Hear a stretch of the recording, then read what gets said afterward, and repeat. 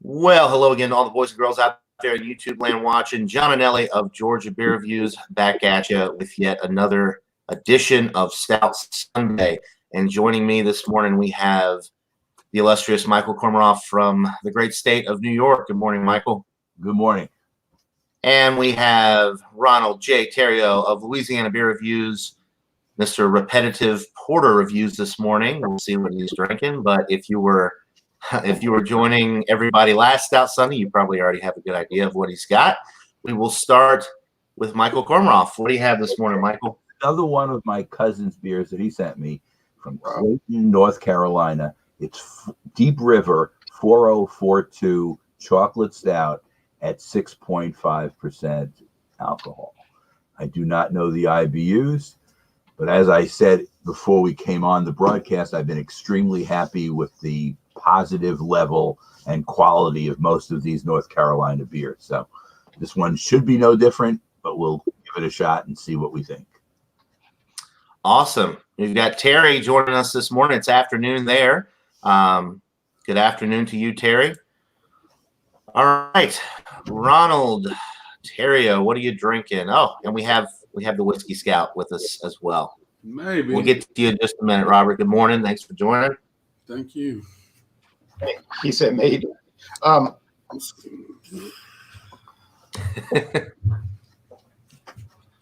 once again, this is the last bottle of my Founder's Porter, and I could have gotten like Guinness Foreign Extra. Guinness Extra Stout and Guinness Draft, but I mean, I'd rather drink this over those two, honestly. And I said I could have gotten the left-hand milk stout, but that one's not that exciting. So I figured I'll just show up, and if he wants to kick me out, I won't take it personally. I'll just blame all the coronavirus stuff because I have no control. Nothing new's coming in. So, right. No, that's. I actually went to get the Guinness. I was at the World of Beverage where you and I went when you came to visit. That's pretty much the type of stores that I have to go to get anything other than run-of-the-mill stuff because the regular grocery stores are not stocking like they usually do. They're more worried about the necessities than the craft beer selection. So hey, look at the whoa, that's a thick head in this big glass. Ooh, nice. Nicey. All right, so Robert, what are you drinking this morning? I'm excuse me. Give me just a second. It's a Scratchtown Brewing Company. It's an Imperial Oatmeal Stout. And we actually have one bottled in this last decade, 11/13 of 19. It is 12.2% alcohol by volume, and it's made in Ord, Nebraska. I picked it up when I was in Nebraska last time I was up there about a month ago. And I was just kind of curious if they had, nope, doesn't. I was looking up the IBUs, and right here it says IBU NA. So there is no What was the ABV on it? 12.2%. Oh, okay. So, and I said the Lord of the Ord is the name of the Lord of the Ord. Anyway, it's a Imperial Oatmeal Stout. This is the bigger version. I don't know how many ounces it is. 1 pint, 9 fluid ounces. So what's that? I don't know what that is. 12, 13 ounces. So 25. Actually, let's try it as it pours. John, you weren't here last week. You missed so many positives. Yeah, I hope it's not rancid like last week. Boy, that was a fiasco. Last week was horrible. All right. Well, you guys have all given your beers. This is what I'm drinking. I finally found the Guinness Over the Moon Milk Stout, 5.3% alcohol. This is brewed at the Baltimore Brewery. Obviously, I've never had it. I've heard good things from everybody that has had it. So finally get to try it here. All right. Let's see. We need to go back to Michael. We've got Blake in the chat. Cheers to you, Blake. Happy Sunday. All right, Michael, go for it. Okay, the 4042 chocolate stout looks like this in the glass. It has a very dark brown look to it, and maybe a little bit of a reddish at the bottom kind of thing. Nothing through the center of the glass, and very beige, rocky head. Let me give it a nose. Tyler, why are you saying that? Something must have happened last night. Okay, sorry. I'm getting roasted malts, and in the very background, I'm getting some chocolate, but it's not pronounced. It's almost like it's a secondary flavor, at least in the nose, but there's something there. But the roasted malts are the first smell you get. Let me give it a taste.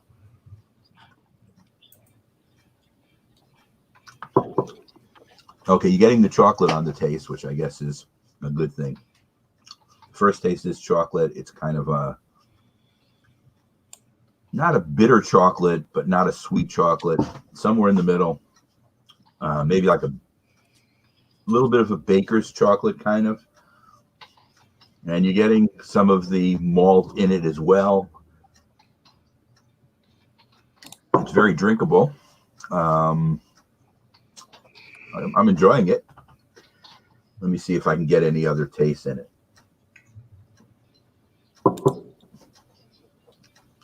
There's no coffee.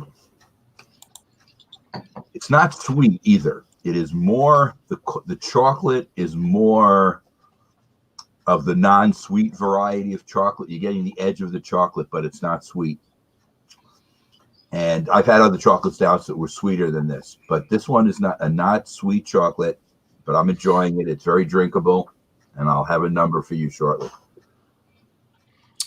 All right. Sounds good. We will go to Mr. Terrio with his Founder's Porter.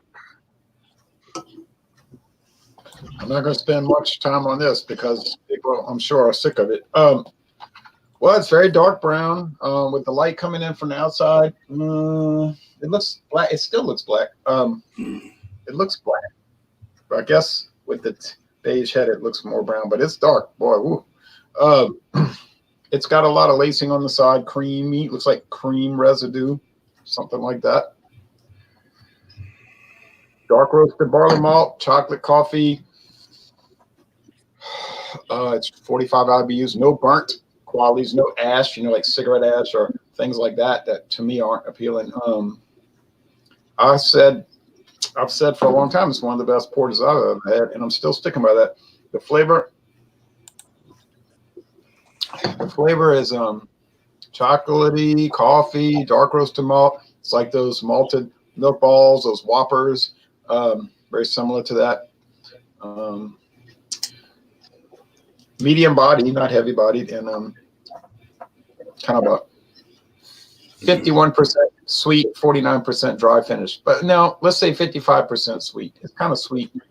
I don't know if it's a sweet porter. I don't know. I don't know the science behind it. I just know what I'm tasting. And I think I might go buy another 6-pack and do 6 more hangouts with this beer coming up. It's only $8.99. $8.99 a 6-pack. That's a good deal these days. It's for good stuff. For a great craft beer. Okay. Yeah, it's one of my favorite porters as well. I really like it, and the price is very competitive, and for craft beer prices anyway. I mean, it's one of the better values on the market. Good morning to Ronald Sutton. Good morning to you, Tommy Carroll. Thanks for tuning in, guys. Hope you're having a good Sunday morning. All right. Robert is deep in thought there with his Imperial Oatmeal Stout, Lord of the Ore. So we will go to you next, Robert. Well, it's still a little, I think it's still a little cold because I took it out a while ago. I think that's inhibiting some of the nose I'm getting on it. But it's, I am getting the dark roasted malts like we should be getting. In fact, it almost smells like, they're really on the verge of being burnt, but they're not. You could just, I get the sensation that if they had left it in there any longer, they would have burnt roasted malts. not just dark roasted. But I mean, it's not there yet. I haven't taken a taste yet. It's just they really got a really rich roasted malty note to it, and then there's a white bread note to this. And those are the two main things I'm getting on the nose. Just a little bit of dark caramel in there. Other than those three notes, I can't find really much else. Is it expensive? Yeah, I think I paid $6-7 for that bottle. So yeah, it was cheap. But I mean, I bought it in, I can't think of the name of the town. It's off I-80 about halfway through Nebraska. And I don't know, it was setting in their craft beer section, and it was kind of, I'd never seen it before and had a good date on it, so I bought it. So I always want to try something new. Yeah, why not, right? As it does warm up a little bit, there is a little bit of a dark fruity note to it. I'm not going to say it just ever so lightly, but it does add a little brightness to it. It's not dried dark fruit. It's fresh dark fruits, but there's a little brightness, maybe like plum or something like that. But that's as it warms up. It's just very faint. Cheers, Rob. Okay. Cheers. And the head and the lacing. Nice head. It's a thin head, but it sticks around, and the lacing is nice on too. And yes, okay, we do get a touch of the alcohol. It's not overbearing by any means, but it is there. Still those dark fruity notes. It's borderline acrid. It's not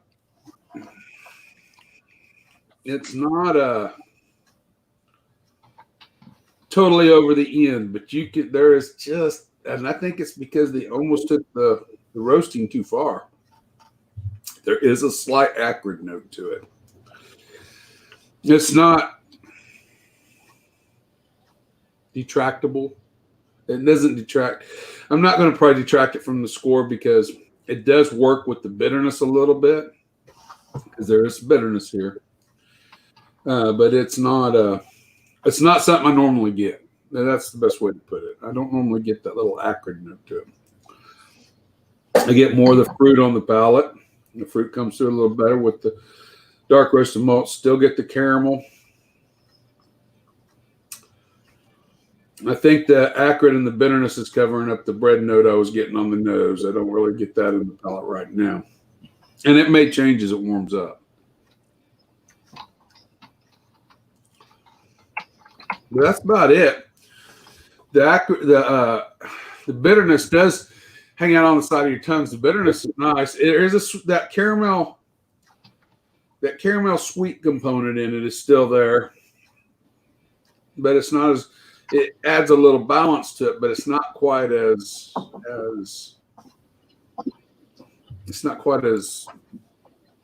noticeable as it is when it's on the nose. But it is there when after it lingers a little bit.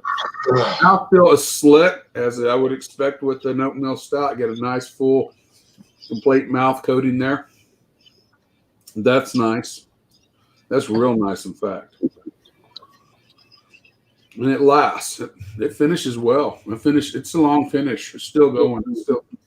And it's a pleasant finish. It's, like I said, that when I say acrid, people are going to think, oh, but it's really not all that.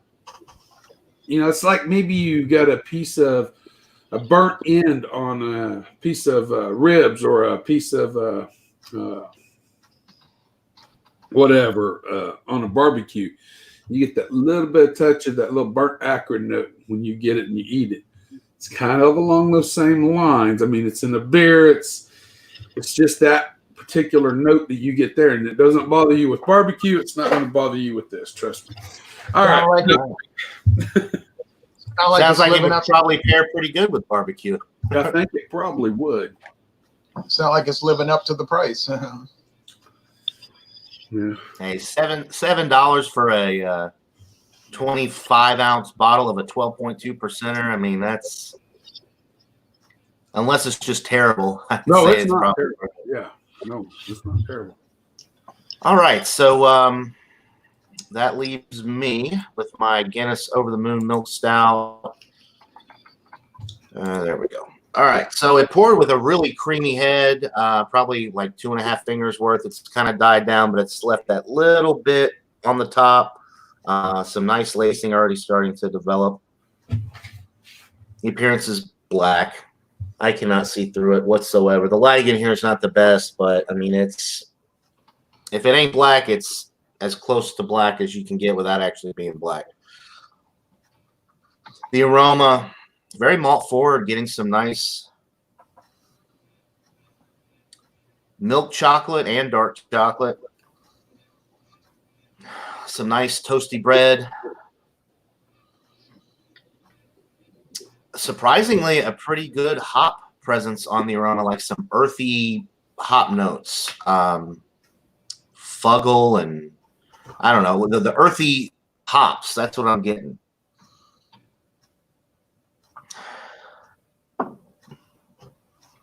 It smells really good. So yeah, bready, chocolatey, slightly hoppy and earthy.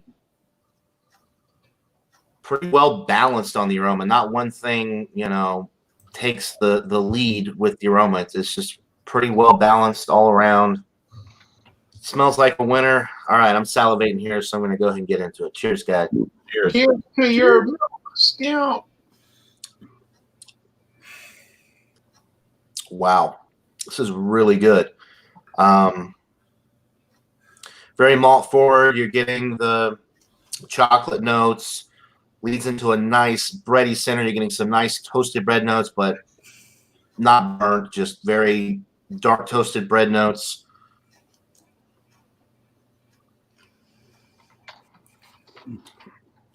I'm getting a little bit of vanilla as well in the middle with this. If you like more malt forward stouts, you'll really like this, I think. It does have a nice bitterness on the finish, though, to kind of balance it out. Nice little hop bite. A little bit of that earthiness is coming through, and then it does have that nice bitter finish to help the beer drop off pretty quickly because it is relatively creamy in the mouthfeel, being that it's a milk stout, but that bitterness on the back end just makes it drop off really nicely, make you want to go back in for another sip.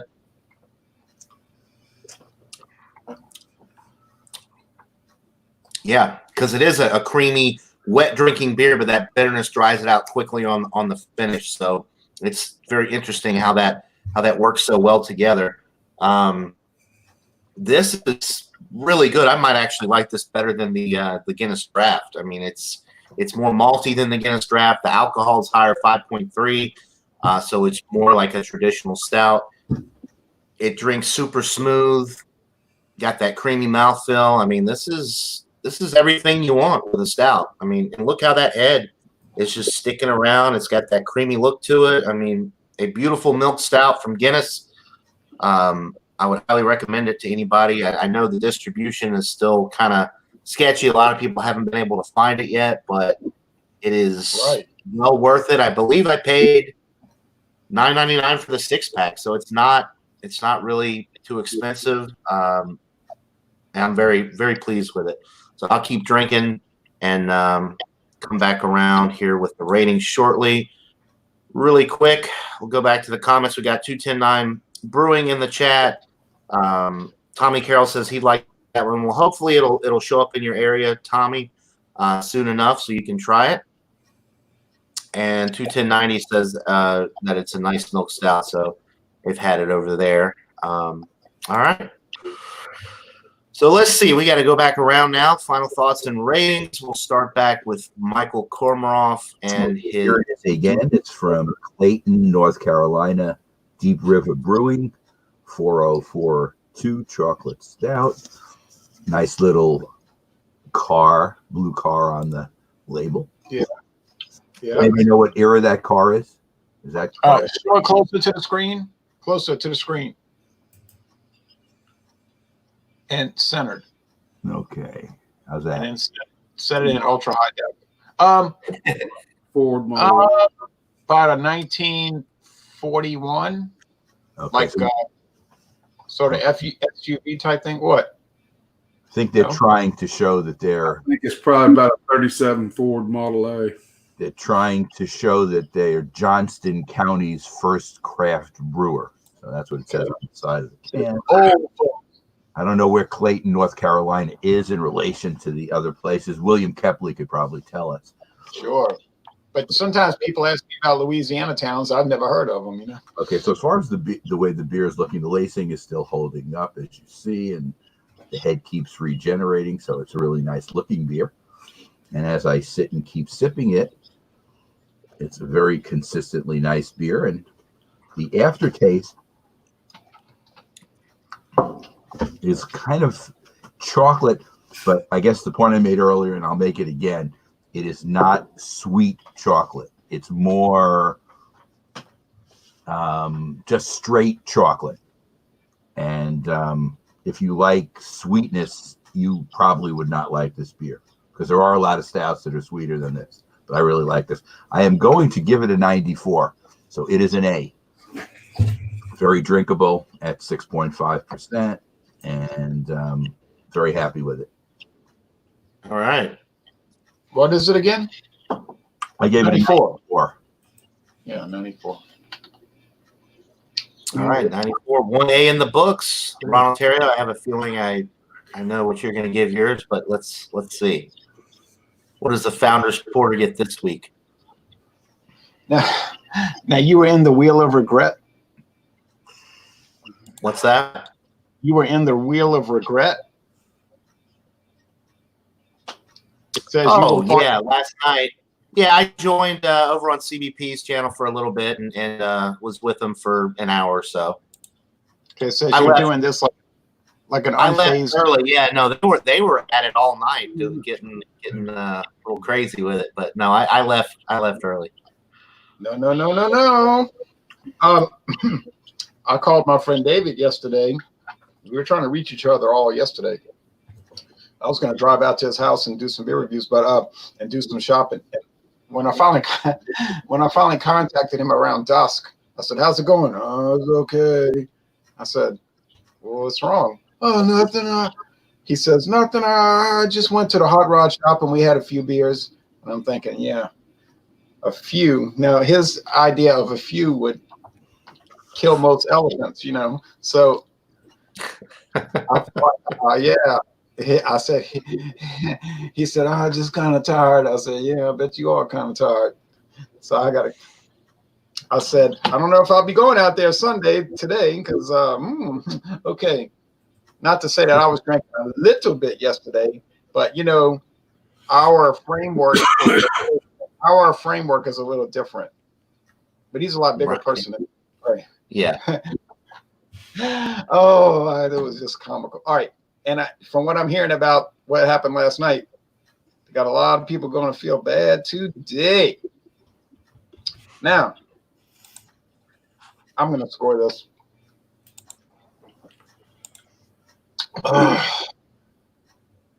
About, I don't know, 90. I never can remember what I scored at previous, which is probably a good thing. 96 out of 100. Okay. Most excellent. I think it's good that you don't remember the previous, because then you don't influence your current score by trying to live up to what you said before or something like that. Yep. I agree. So yeah, that's a solid A. 2 solid A's in the book, or 2 A's in the book. We've got to go back to Robert the Whiskey Scout with his interesting. Let me see a picture Stout of that from. So what? Michael, let me see a picture of your car again. Let me get it straightened out for you. Yeah, it's not. It ain't got the roll on the back for the rumble seat, so it ain't a Ford, and it ain't a Chevy either. It's a Plymouth. I don't know what it is. You might be right about that, because the chop on the back. At first, I thought it was an old 30, an A, but after I looked at a picture of an A, I remembered the back end's wrong for an A. don't know. Ron might be closer to where I was. Yeah, I think Plymouth came out in 1937. Well, even My grandmother told me. and even My grandmother said we used to love that rumble. I'm sorry, what? all the Chevys, Packards, and Fords through the 30s had the rumble seat in the back, and that's not really got one. So I don't know about Plymouth or Dodges. I don't know that much about those. So anyway, that's not important for me anyway. Yes, my beer might be wrong. My grandmother. Hey Robert, my grandmother said she used to love riding in that rumble seat. Yeah, her sister. My grandfather, my great grandfather, the first car they bought was a Star car, and he never could drive, so it was my great aunt Ella's job, my grandfather's older sister. It was her job to drive my grandfather everywhere. This is her old job. Those Star cars were funny looking cars if you ever look one up, but it was a 21, 22. It was used up when they got it because they were just a poor farming family. But they did what they could to keep it running. But anyway, Lord of the Ord, Nebraska. I'm going to give it a 93 out of 100. The bitterness and everything is nice. It would be nice if it had just a little bit more balance to it and probably something else to just kind of help it along, maybe just a little bit, but it's good. It's a good beer. I really, even with that little acrid note, you get with it, it doesn't matter. That bitterness there it all works for a stout, other than I just wish it had a touch more sweetness to it. If it did, they should try barrel aging it. I really think if they barrel age this would probably be one of the high scoring beers. But they didn't. None of that matters. I'm going to stick with what I say in 92 or 93. 93, yeah. Is the at 12.2%, the alcohol's masked pretty well? Yeah, there's some alcohol there, but it's not a strong alcohol influence, but there is some alcohol there. It's just maybe like drinking a 6% beer. Whoa! Wait till you finish the bottle. You'll see. I doubt it. I had too many. No, I'll just shut up. I thought there might be a rye. Too late. Cat's out the bag. There's Jamie. Anyway, that's my score, and I really enjoy it. If chances of me ever getting it again are pretty slim, unless I happen to be up that part of the world again. But it was worth the purchase. Ooh. I would pay $10 for that. I'll tell you right now, just because I think it's that interesting. Okay. Jeremy just got his electricity back. He's a full week of nothing. Wow. That sucks. That is sickening. Yeah. The weather is pretty bad here right now. We're getting severe thunderstorms today, so I might lose power, but hopefully not, because then I'll really be bored. Quarantine and no power? My goodness. That's double whammy. All right, so I will go ahead and give a rating for my Guinness Over the Moon Milk Stout. It's going down really smooth. I had to stop drinking on it, otherwise it would have been gone by the time it got back around to me. It's really nice. It's really malty, nice chocolate notes, nice bready notes, but not too roasty. It has that nice creamy mouthfeel. It's got that slight bitterness on the finish to balance it out, round it out nicely. It's super easy drinking at 5.3%. This is a relatively sessionable stout. It's just they did everything right with this, nothing wrong. It's a 95. It's a solid A beer. 95 out of 100. I think I actually like it better than the Guinness Draft. It's just got more malty sweetness to it, which I like in my stouts, and that addition of lactose, the creamy mouthfeel really sets over the top. Of course, the Guinness Draft, if you buy it in the can, you get the nitro widget. That kind of gives it a creamy mouthfeel, but this is a true milk stout, so you get that creaminess from the lactose in the beer. And I like the higher alcohol as well, 5.3. A stout should be at least 5% or not, if not higher. At regular Guinness, 4.2 just doesn't quite do it for me. So 95 out of 100. Sounds good. And then 210.90. Yeah, that is a double whammy. That's right. Jamie said she's going to brew a beer and name it the Double Whammy in honor of Jeremy. All right. Well, I looked it up, Michael. If you look up a 1930 Plymouth Model U, it looks awful similar to what you just showed. So Okay, that's probably what it is. yeah, Ron is real close. I mean, Ron's right. I didn't think about Plymouth. He hit the nail on the head on that one. Has that same chop back on it. I don't know. I just got really interested. I like old cars. I think they're neat. So. All right. Well, before we go off air here, does anybody have any final thoughts? Any exciting stuff coming up on anybody's channel? Any of that stuff? No. Sorry about that. My friend David called me just now. I guess he's feeling better. I heard you say 95. Yeah. Here, I'll post them up on the screen so everybody can. There we go. He's coming out. Oh, he's coming out to do some reviews with you today? I was going to drive out there, but he's coming out here. I wanted to stop at that place called Star and check out their beer selection, but I can wait. Today he came last Sunday for Easter, and we did. I didn't feel too good last Sunday night.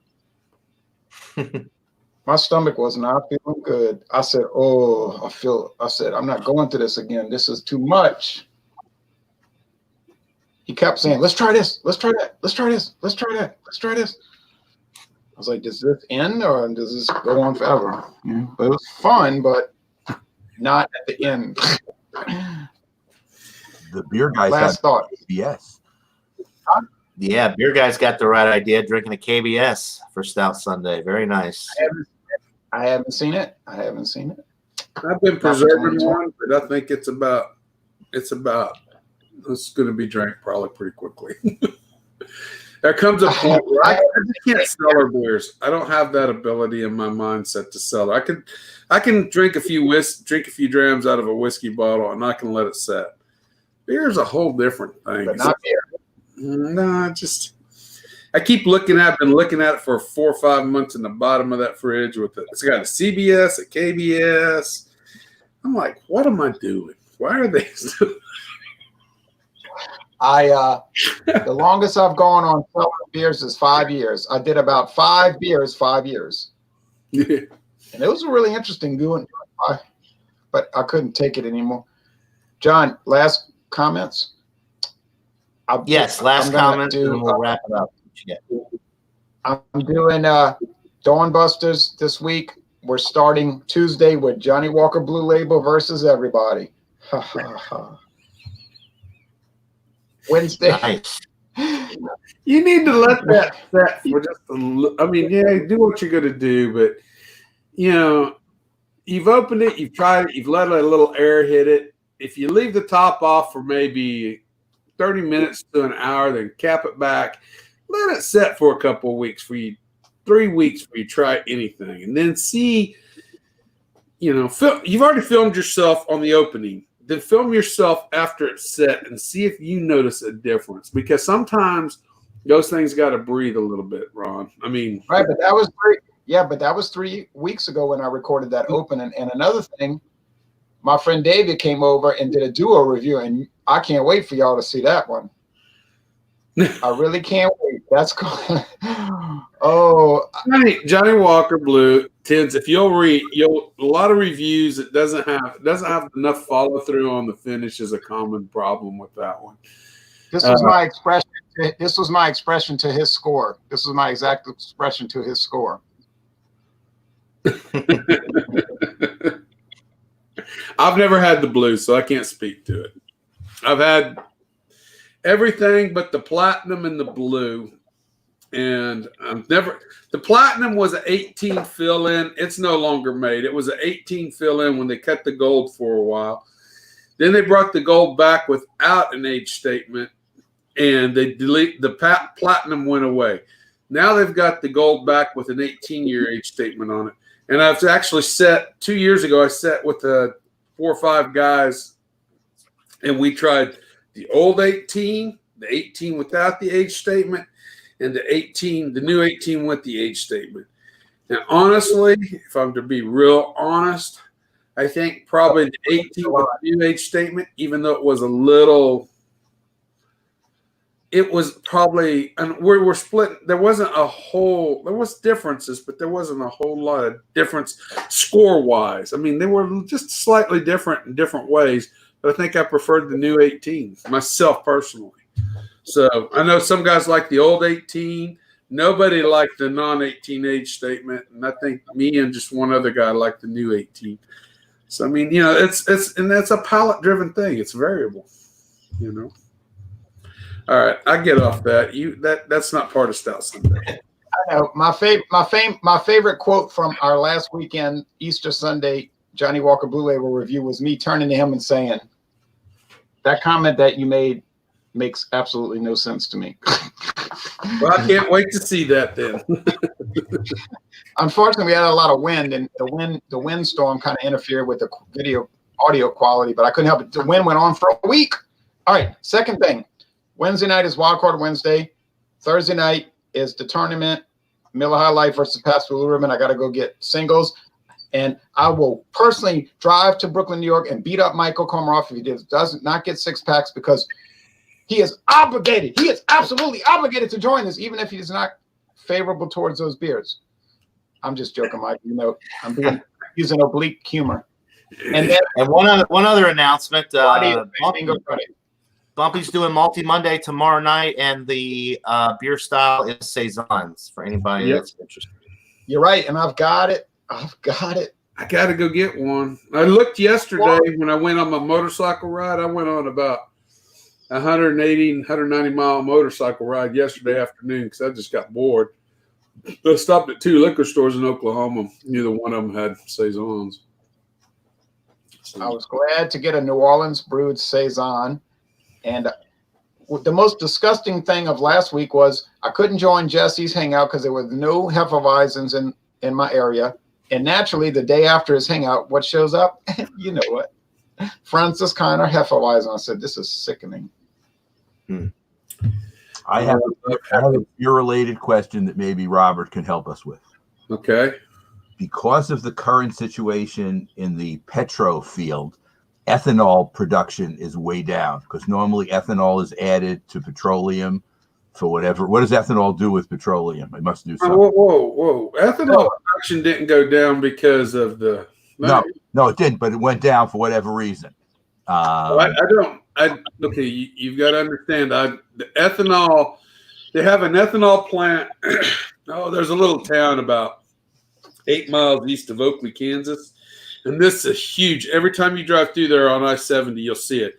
And especially on cold nights, you can't miss it because it's all brightly lit and all the condensation they're releasing in the air. I mean, it's just like a smoke plant. I mean, but it's just condensation from heat and from water from making ethanol. Ethanol is an additive to gasoline, so I'm not sure.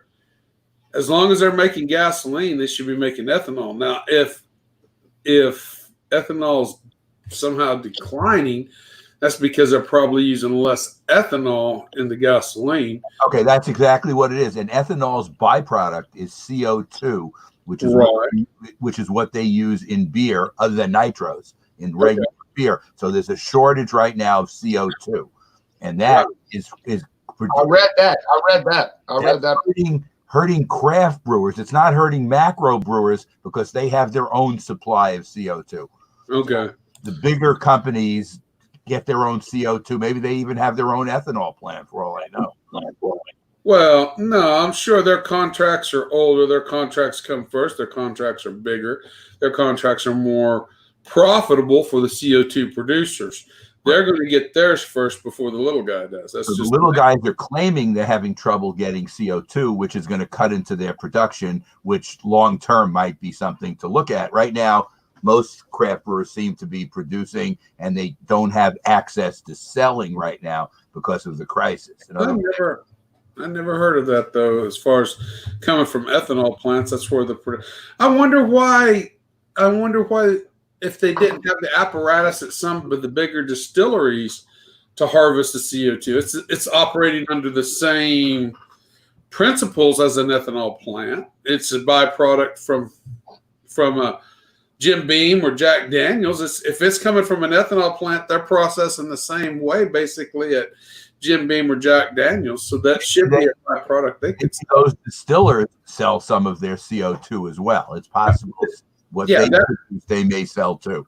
Yeah, that's if they have the apparatus to collect CO2 during the process they're doing. I mean, I don't know. I don't know, but these are things I've only two distilleries I've been through some little distilleries, which obviously don't. But the two big distilleries, Jack Daniels and George Dickel, I didn't notice nothing like that there. So now I can't think of the name of that stupid town. Out there by Oakley, though, they may collect it there. I'm sure that's a huge plant with a lot of things going on. So I don't know. They got 2 or 3 of those. This article that I read seemed to infer that in the future, if this COVID crisis lasts long, it'll definitely affect the smallest of the craft brewers. But so far, they're still able to get CO2. Okay, well, that's good. But like I said, I'm just not familiar with that side of the petroleum industry. Adding ethanol, I'm just in the extraction portion. Right, but adding ethanol, I think, is done because it cuts the fuel emissions. Is that the reason that it's less? Oh, yeah. Ethanol, you'll burn ethanol with your gas. The bad part about ethanol and gas is it dries out your gaskets within your carburetors or your fuel injection system or whatever you're using. Older carburetor-driven cars, ethanol is a little harder on than it is the modern fuel injection. But what it does is it dries out any of the rubber parts in there, any of the plastic parts. Over time, it reacts a little differently than pure gasoline does with them. That's the bad side of ethanol. The good side of ethanol is it burns in your car just fine. You're not going to notice any difference between and 10% or less anymore.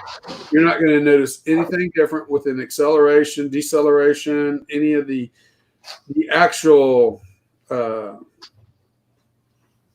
processes. That's a Performance.